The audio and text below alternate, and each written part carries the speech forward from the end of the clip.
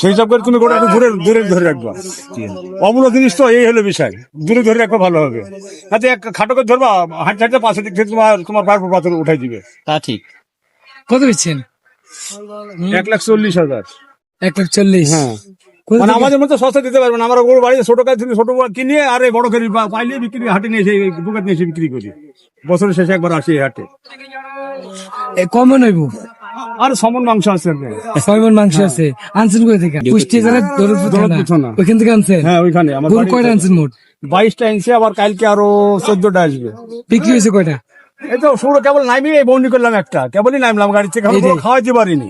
আপনার দাম প্রথমে চাইছিলেন কত? আমি দাম চাইছিলাম 160। বিক্রি হয়েছে হেরা কইছে কত? এরা 30 কইছিল।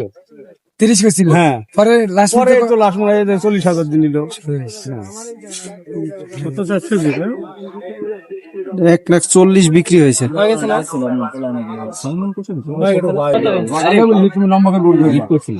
কত বড় নম্বর